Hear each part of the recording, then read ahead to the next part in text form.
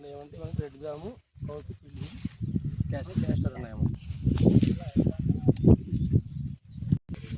మనకి A grade right అనమాట. ఇది మనకి ఎస్ఎల్ క్రాప్స్ 4 అనమాట. రెడ్ గ్రాము, కౌకి, ఫిల్బీను, క్యాస్టర్. దాంతోపాటుగా మనకి బయోడైవర్సిటీ క్రాప్స్ దాదాపు 20 రకాలు ఉన్నాయన్నమాట. వేసుకోవడం వల్ల ఏమవుతుందంటే మనకి పెస్ట్ నివారించుకోవచ్చు.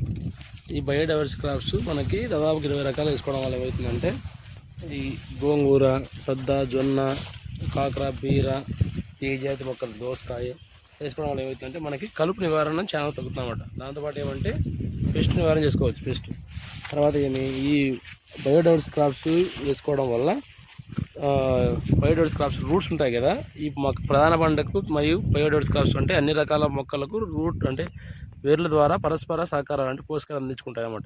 దాంతోపాటు ఏమంటే మనకి సూర్యరశ్మి డైరెక్ట్గా నేల మీద పడకుండా తేమ ఆరిపోకుండా చేస్తాయి. అదేవిధంగా మనకి సూక్ష్మజీవులు అనేది ఇంప్రూవ్మెంట్ బాగా అవుతాయి అన్నమాట.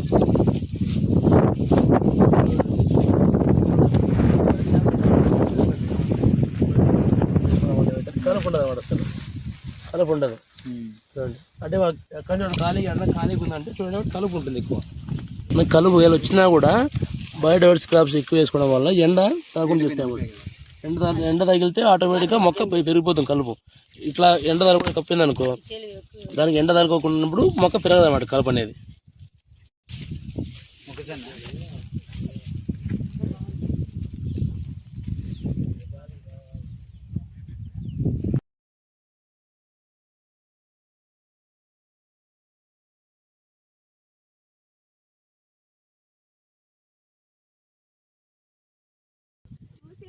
లేదు మేడం, దాని కాండానికి ఒక థ్రెడ్ లాగా లెక్క ఎంతైతే ఉయకాలంలో దాని చుట్టూ ఒక రౌండ్